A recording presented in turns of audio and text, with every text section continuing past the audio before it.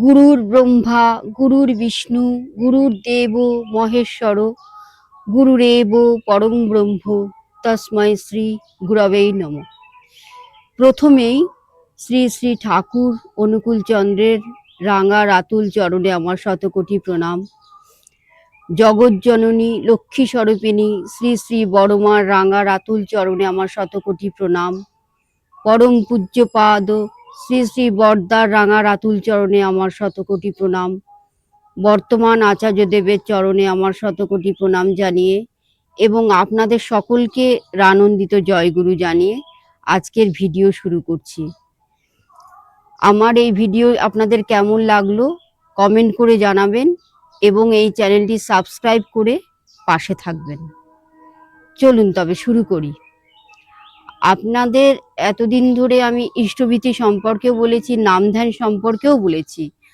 আজকে বলবো এক ঋত্বিক দাদার মুখ থেকে শোনা যে ঠাকুরের সদ্দীক্ষা নিয়ে সস্তয়নী নিয়ে নিয়মিত যদি আমরা নাম ধ্যান করি তার ফল কি সাংঘাতিক হতে পারে। তার জন্য আমাদের কত ভালো ভালো জিনিস হতে পারে, আমরা রোগ থেকে মুক্তি লাভ করতে পারি। এমনকি যে কুষ্ঠিতে কারো যদি মানে অল্পায়ু থাকে সেটাই কিন্তু দীর্ঘায়ু হয়ে যেতে পারে, এমন সব অসম্ভব সম্ভব হয়। তা আজকে সেই রকমই তিনটে ঘটনা আপনাদের শোনাবো, আশা করি আপনাদের ভালো লাগবে। তা প্রথম ঘটনাটি এরকম যে একজন ঋত্বিক দাদা তিনি ঠাকুরের সদ্দীক্ষা প্রথমে নিয়েছিলেন। তার বাড়িতে বাবা মা তার ভাই বোন কেউই তখন শ্রী শ্রী ঠাকুরের সম্বন্ধে কিছুই জানতেন না। তিনি প্রথম সদ্দীক্ষা নিয়েছিলেন ঠাকুরের। তিনি তখন বাড়িতে যাজন করতেন তার বাবা মাকে ভাই বোনকে যে শ্রী শ্রী ঠাকুরের সদ্দীক্ষা নিলে জীবনহানি হয় না এবং বিভিন্ন গ্রহদোষ ফাড়া ইত্যাদি কেটে যায়। তখন তার বাবা ওই ঋত্বিক দেবতাকে বলেছিলেন যে ঠিক আছে, তোর মায়ের তো কুষ্ঠিতে আছে, যে তোর মায়ের মাত্র 50 বছর পর্যন্ত আয়ু, তো তোর মাকে গিয়ে ঠাকুরের দীক্ষা দিয়ে দে যাতে করে তার আয়ু বেড়ে যায়। তখন সেই ঋত্বিক দাদা বললেন, মা কেন একা একা যাবে দীক্ষা নিতে, তুমিও চলো, তুমি আর মা দুজনে দেওঘরে চলো, সেখানে গিয়ে ঠাকুরের সদ্দীক্ষা নেবে। তাই হলো, তার বাবা মা দুজনেই গেলেন, সেখানে গিয়ে শ্রী শ্রী ঠাকুরের দীক্ষা নিলেন। তার মায়ের খুবই ইচ্ছা ছিল, কিন্তু তার বাবার খুব একটা ঠাকুরের দীক্ষা নেওয়ার ইচ্ছে ছিল না। তবু তার ছেলে যখন বললেন, ছেলের কথা শুনে তিনি দীক্ষা নিলেন। তারপরে তাকে বলা হলো যে মানে সেই ঋত্বিক দাদার মাকে যে আপনি নিয়মিত নাম ধ্যান করবেন সকালে বিকেলে এবং প্রার্থনা করবেন, ইষ্টভীতি ভালোভাবে করবেন ব্রহ্ম মুহূর্তে, দেখবেন সব ঠিক হয়ে যাবে। তার সেই ঋত্বিক দাদার মা সেই কথা মতো তিনি ইষ্টভীতি খুব ভোরবেলা উঠে করতেন, মানে ব্রহ্ম মুহূর্তে দুবেলা প্রার্থনা করতেন এবং নিয়মিত নাম ধ্যান করতেন। তারপরে কি দেখা গেল যে তিনি ওই 50 বছরে তার কিছুই হলো না। তার বর্তমান এখন বয়স আর কি 90 বছর। তিনি 90 বছরেও কিন্তু সম্পূর্ণ সুস্থ। তিনি এখনো পর্যন্ত প্রার্থনা করেন ঠাকুরের, নিয়মিত যাজন করেন, নাম ধ্যান করেন, সবই করেন, সম্পূর্ণ সুস্থ।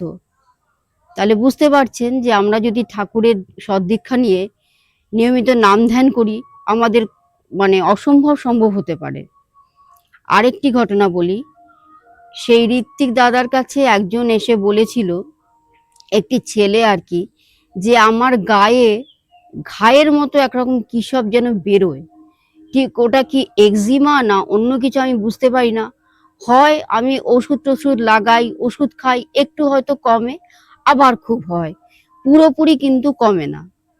তখন সেই ঋত্বিক দাদা ছেলেটিকে বললেন, তুই এক কাজ কর, শ্রী শ্রী ঠাকুরের সদ্দীক্ষা নে এবং সস্তয়নী নে, নিয়ে তুই নিয়মিত নাম ধ্যান কর, তারপর দেখ কি হয়। তা সেই ছেলেটি প্রথমে অবিশ্বাস ছিল, সে বলল তা আবার হয় নাকি, শ্রী শ্রী ঠাকুরের দীক্ষা নিলেই আমার এটা কমে যাবে? তো ঋত্বিক দাদা বললেন, দেখ না কি হয়। তা সেই ছেলেটি ঋত্বিক দাদার কথা মতো শ্রী শ্রী ঠাকুরের সদ্দীক্ষা নিল এবং সস্তয়নীয় নিল এবং তারপর নিয়মিত নাম ধ্যান করতে লাগলো। তার 1 মাসের মধ্যেই দেখা গেল সেই যে তার গায়ে যে সে জিনিসগুলো বেরোতো সেগুলো কিন্তু আর হলো না। আর কোনো ওষুধও খেতে হলো না, তাকে ওষুধও লাগাতে হলো না। এখন সে সম্পূর্ণ সুস্থ। আরেকটি ঘটনা আপনাদের সামনে বলি, সেটাও এই ঋত্বিক দাদাই বলেছিলেন যে একজন মানুষের, ভদ্রলোক খুবই বয়স্ক মানুষ আর কি, উনি বিভিন্ন ব্যাধিতে ভুগছিলেন, আজকে এটা কালকে সেটা, মানে তার অনেকটাই বয়স হয়ে গেছিল। সেই বয়সে তাকে হসপিটালে দেয়া হলো। হসপিটাল থেকে ডাক্তার তাকে বাড়িতে ফেরত পাঠালেন, বললেন 72 ঘন্টা সময় না গেলে কিছুই বলা যাচ্ছে না।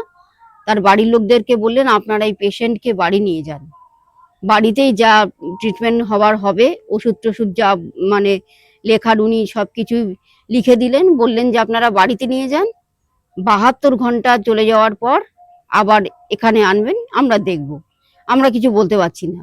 তার মানে অবস্থা তার খুবই খারাপ ছিল, হাত পা ফুলে গেছিল, তিনি খাবার দাবার ভালো করে খেতে পারতেন না, তার ঘুম হতো না, অনেক রকম ক্রিটিক্যাল অবস্থা। তা ঠিক আছে, ওনাকে তো বাড়িতে নিয়ে আসা হলো। বাড়িতে নিয়ে আসার পর বাড়িতেই তার হয়তো অক্সিজেন চলছিল আর কি, ওনার শ্বাসকষ্ট ছিল এইসব। তারপরে সেই ঋত্বিক দাদা একজনের মুখে শুনে তার বাড়িতে গিয়ে হাজির হলেন। তার বাড়িতে গিয়ে হাজির হয়ে বললেন যে আমি অমুক জায়গা থেকে এসছি, আমাকে অমুক একজন মানুষ আপনার কাছে পাঠিয়েছে। সেই ভদ্রলোক মানে ভালো করে কথা বলতে উনি পারতেন না, তবু উনি অনেক কষ্ট করে বললেন যে আপনি জানেন আমাকে ডাক্তার মাত্র 72 ঘন্টা সময় দিয়েছে। সেই ঋত্বিক দাদা বললেন আমি সব জানি, আমি সব জেনে শুনেই কিন্তু আপনার কাছে এসছি। তখন সেই ভদ্রলোক বললেন কেন, কিসের জন্য এসছেন? তখন সেই ঋত্বিক দাদা বললেন আপনাকে শ্রী শ্রী ঠাকুরের দীক্ষা দেওয়ার জন্য এসছি। তখন সেই ভদ্রলোক বললেন এটা কখনো সম্ভব হবে না, কারণ আমি আর বাঁচবো না বেশি দিন, আমি জানি। তখন সেই ঋত্বিক দাদা বললেন কেন আসবেন না, কে বলেছে? শ্রী শ্রী ঠাকুরের সদ্দীক্ষা নিলে আয়ু বেড়ে যায়।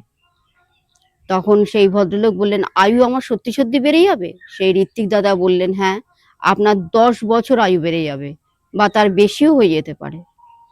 তখন সেই ভদ্রলোক তার সব বাড়ির সবাইকে বললেন যে আমার অক্সিজেন খুলে দাও, আমার মশারি খুলে দাও, এবং আমাকে খাট থেকে আস্তে আস্তে নামিয়ে দাও, আমি ঠাকুরের দীক্ষা নেব, দেখি আমার কি হয়।